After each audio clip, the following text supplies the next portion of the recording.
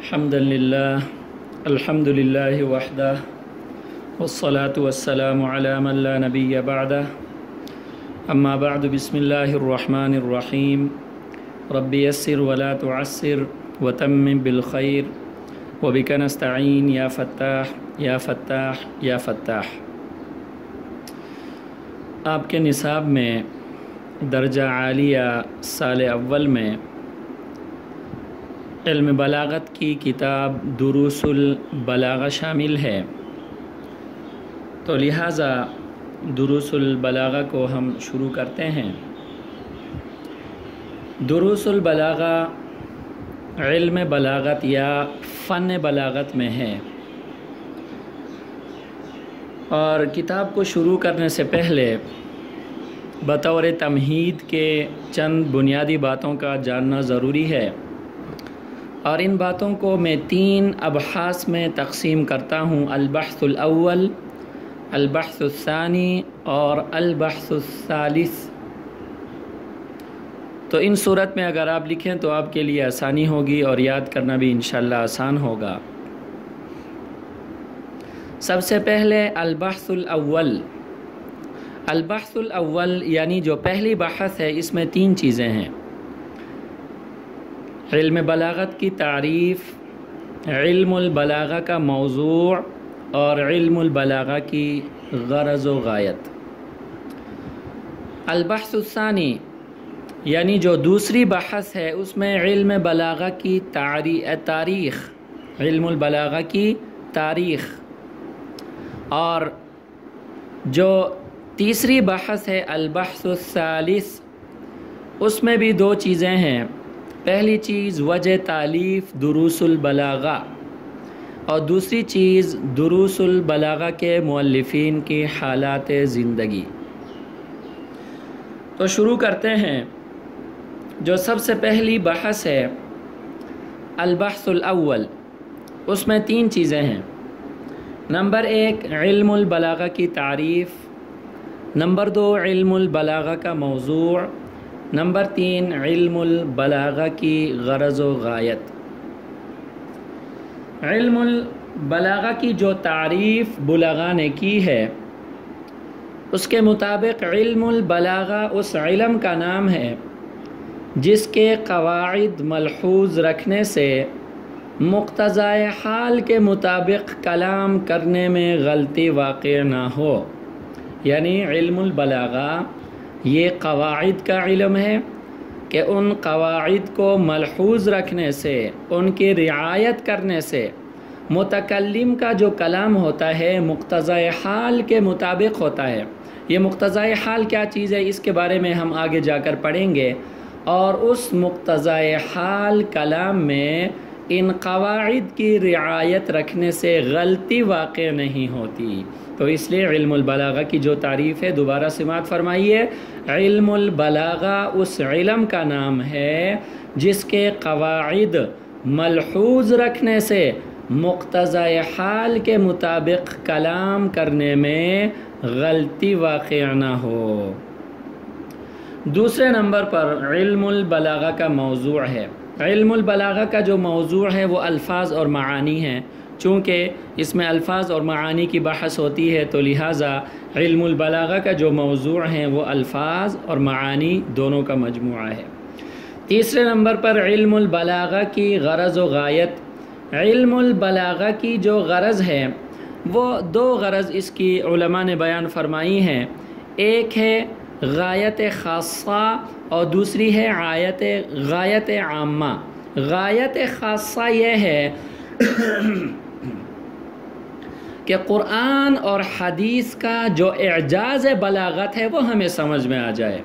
قرآن اور حدیث کا جو اعجاز بلاغت ہے وہ ہمیں سمجھ میں آ جائے کہ قرآن ایک معجزہ ہے، حدیث ایک معجزہ ہے، پھر قرآن اور حدیث کے اندر کئی معجزات ہیں، ان معجزات میں سے ایک بڑا معجزہ قرآن اور حدیث کا بلیغ ہونا ہے، بلاغت کے کمال درجے تک پہنچے ہوئے ہیں۔ تو لہٰذا قرآن اور حدیث کی جو بلاغت ہے اور بلاغت کا جو اعجاز ہے، وہ ہمیں سمجھ میں آ جائے، یہ ہے غایت خاصہ، جو خاص مقصد ہے، جو خاص غرض و غایت ہے۔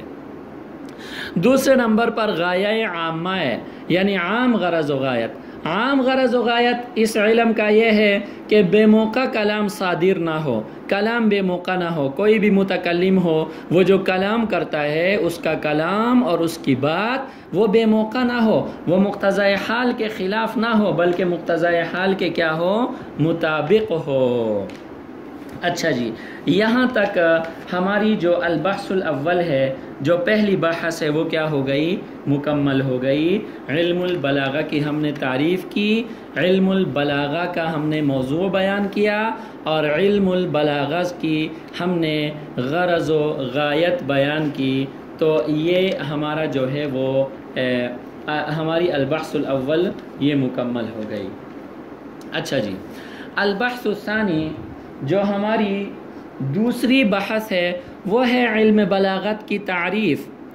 اچھا، یہاں ایک بات یاد رہے کہ یہ جو البلاغہ ہے اس کو عربی میں چونکہ تائے مدورہ کے ساتھ لکھا جاتا ہے، اور تائے مدورہ کو حالت وقفی میں ہاں سے بدلا جاتا ہے، لہٰذا ہم اس کو البلاغہ پڑھتے ہیں عام طور پر وقف کی حالت میں۔ لیکن اردو میں چونکہ حالت وقفی اور حالت وصل ان دونوں میں کوئی فرق نہیں ہوتا، تو لہٰذا اردو میں یہ لکھا جاتا ہے بڑی تا کے ساتھ، بلاغت لکھا جاتا ہے، بلاغت۔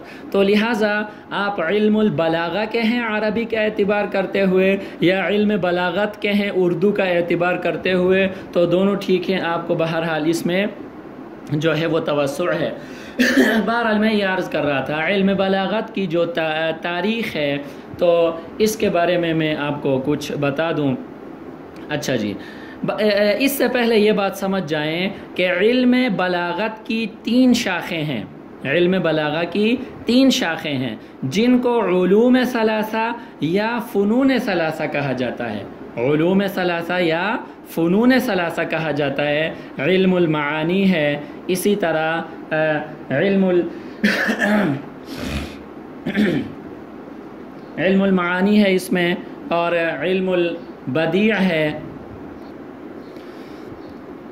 جی، میں یہ عرض کر رہا تھا کہ علم المعانی، علم البدیع اور علم البیان، اور ترتیب جو ہے نا علماء نے اس کی اس طرح کے بیان فرمائی ہے کہ سب سے پہلے علم المعانی کی بحث کرتے ہیں، اس کو فن اول کہتے ہیں، فن اول، اور دوسرے نمبر پر علم بیان ہے، اس کو فن ثانی کہتے ہیں، اور آخر میں جا کر علم البدیع اس کو فن ثالث کہتے ہیں۔ بہرحال علم بلاغت کی یہ 3 شاخیں ہیں کہ جن کو علوم ثلاثہ یا فنون ثلاثہ کہا جاتا ہے۔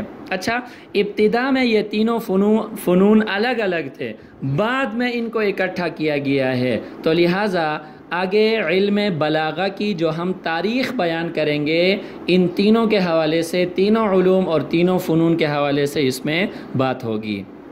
جہاں تک علم المعانی کے اصول و قواعد کا تعلق ہے، ان کا مؤلف کون ہے اس کے بارے میں یقینی طور پر کچھ نہیں کہا جا سکتا، البتہ علم معانی میں سب سے زیادہ جو شہرت حاصل ہوئی ہے وہ ابو عثمان عمر جاحظ کی کتاب البیان والتبیین کو حاصل ہے، کہ علم معانی میں جو سب سے زیادہ شہرت ملی ہے وہ البیان والتبیین کو حاصل ہے، جو کہ ابو عثمان عمر جاحظ کی کتاب ہے۔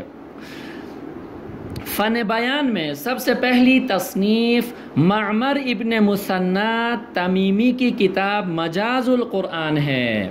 فن بیان میں سب سے پہلی تصنیف معمر ابن مثنی تمیمی کی کتاب مجاز القرآن ہے، اور یہ معمر ابن مثنی جو ہیں یہ علم عروض کے موجد خلیل ابن احمد بصری کے مشہور شاگرد ہیں۔ علم بدیع میں آتے ہیں، علم بدیع میں سب سے پہلی تصنیف ابو العباس عبداللہ ابن معتز عباسی کی کتاب کتاب البدیع ہے۔ یہ عباسی خلفاء میں سے ہیں، ان کا نام ہے ابو العباس، ان کی کنیت ہے عبداللہ ابن معتز عباسی، یہ ان کا نام ہے، ان کی کتاب کتاب البدیع ہے۔ اور پھر ان کے بعد قدامہ ابن جعفر ہیں اور دوسرے علماء عرب ہیں کہ انہوں نے اس فن کو مزید ترقی دی، اور یہ علوم آہستہ آہستہ ترقی کرتے گئے، یہاں تک کہ علم بلاغت کے امام، جن کو علم بلاغت کا امام مانا جاتا ہے، امام تصور کیا جاتا ہے، عبد القاہر جرجانی ان کا نام ہے، تو علم بلاغت کے امام عبد القاہر جرجانی نے علم معانی میں دلائل الاعجاز، علم بیان میں اسرار البلاغہ جیسی معرفت الآراء کتب تصانیف فرما کر معانی اور بیان کے تمام مباحث کو انہوں نے یکجا کر دیا، اور پھر ان کے بعد علامہ ابو یعقوب سکاکی رحمہ اللہ نے ان علوم کو انتہائی کمال تک پہنچایا، اور پھر یہ تینوں علوم ان کو اکٹھا کیا گیا، اور پھر ان کے بعد والا جو زمانہ ہے وہ شروحات کا زمانہ ہے اور تلخیصات کا دور ہے۔ دروس البلاغہ بھی اسی سلسلے کی ایک کڑی ہے کہ اس کا تعلق بھی ان تلخیصات میں سے ہے کہ علماء نے علم معانی، علم بیان اور علم بدیع کے جو ضروری اور بنیادی مباحث اور اصطلاحات ہیں ان کو یکجا کر کے کتابی شکل میں ہمارے سامنے پیش کر دیا۔ تو آج کا سبق یہاں پہ ختم ہوتا ہے۔